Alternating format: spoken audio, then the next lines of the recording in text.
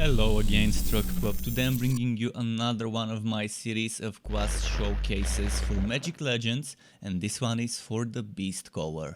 The Beastcaller is the embodiment of primal might and savagery. Vanquish hordes of foes on the battlefield with crushing blows from your massive spirit axe, while coordinating your attacks with an Ether Fox companion and other summoned beasts. This class has synergies with the green mana type, but just like any other class, can use decks with spells of all mana types. You can, as long as you have up to 2 different mana type spells on your deck, you should be fine. You can go green and white, green and red, white and blue, white and red, just green, just red, just white, just black, etc. Black and blue.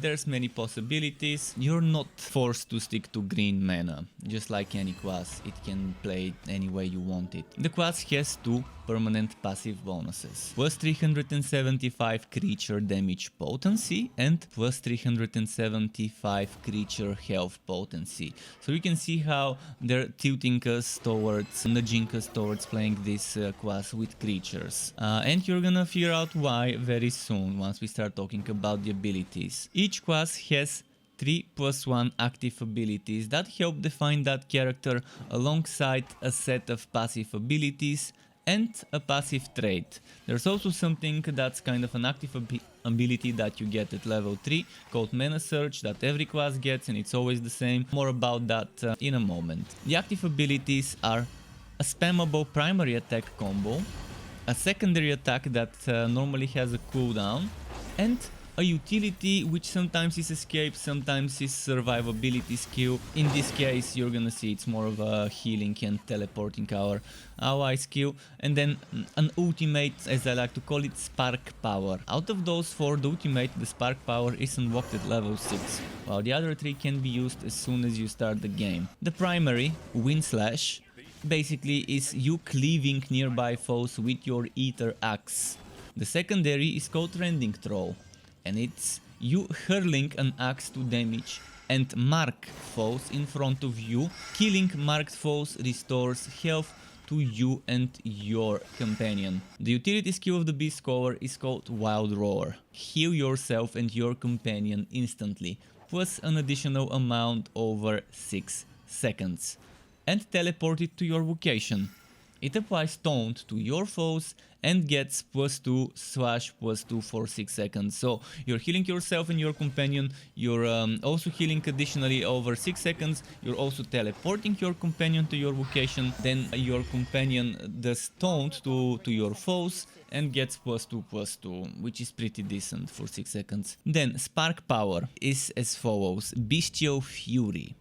And this spark meter, unlike the other classes, costs 120 spark meter per second instead of 60. And it's the spin to win skill in the game. And it's not a permanent spin to win, only when you have the spark meter ready. What it does is it summons a 5/5 Ether Fox with Trample to fight by your side as long as this power is active. Additionally, you're spinning and you're dealing periodic damage to nearby foes. Whenever you deal damage to nearby foes this way, Ether Fox deals its damage to that foe. You may not cast spells or use class abilities while this power is active, and you can stand in one place if you want, or you can move around and keep moving while spinning and doing all that winning. Now moving on to the Mana Surge, as I mentioned, it's at level 3 when you get it. Every class gets a Mana Surge active ability at level 3 that uses the Spark Power charge meter before the ultimate Spark Power gets unlocked at level 6, or even after. After the Spark Power unlock at level 6, players can still use Mana Surge when the spark power is not fully charged, or when it is fully charged if you press the right button. Mana Surge gives you the following buff: gain 3 mana over 6 seconds, then draw a spell card after those 6 seconds. And as I say in my other videos, in my other showcases, there are ways to build around Mana Surge and ways to build around the spark power.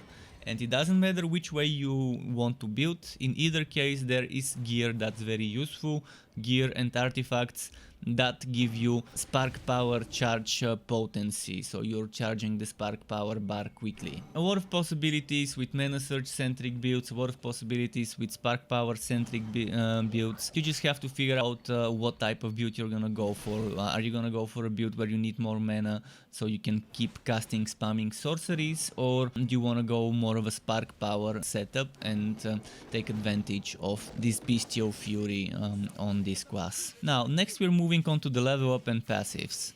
Each hero gets various passive upgrades to their active abilities, as well as general passives that are not linked to a specific ability as they level up.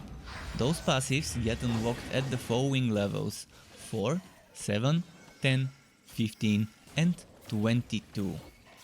Now let's talk about some of those. As we mentioned, Mana Surge is at level 3, so we're gonna skip that. At level 4 you get upgrade to your primary attack. This is called Wild Cleave, and it makes Wild Slash's final attack affects a wider area and marks foes.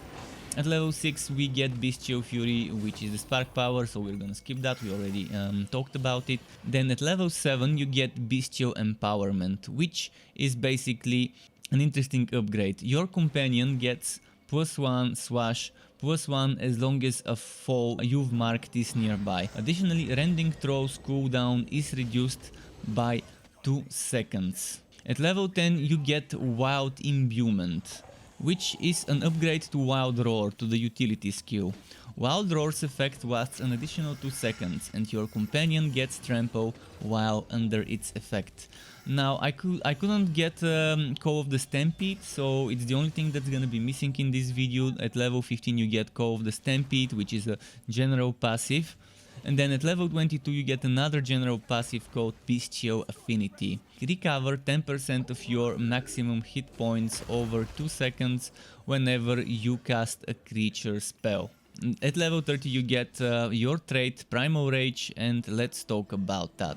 Reaching level 30 on each class unlocks a passive trait specific to that class, which can be slotted into one of the 3 trait slots alongside 2 more traits from other classes that you have reached level 30 on. The Beastcaller trait is Primal Rage, and it does the following.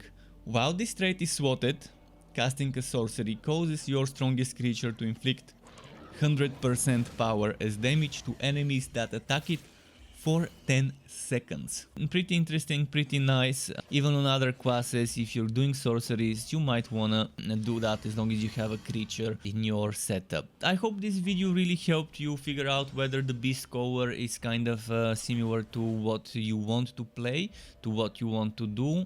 It has definitely nice creature synergies, but you don't have to play a creature build with him. Although it's kind of weird not playing a creature build with the Beastcaller, but I've done it. I've tried sorcery only and enchantments build, and the only creature being my companion, which I hope synergizes with creature damage potency and stuff like that.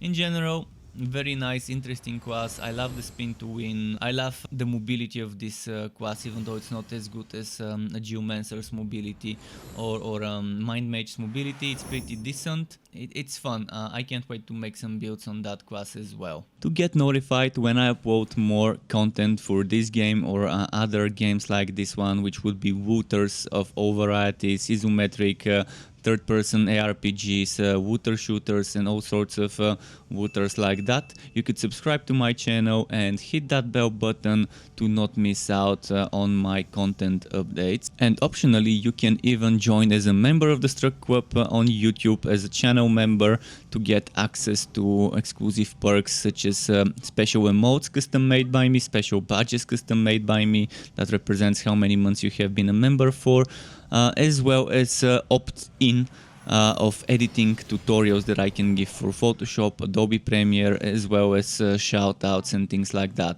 And I would like to use this part of the video to thank all my YouTube members and Twitch subscribers. Thank you for supporting the channel and keeping me going. Thank you also for watching this video, everyone. Keep it cool, Struck Club. Until next time, and goodbye.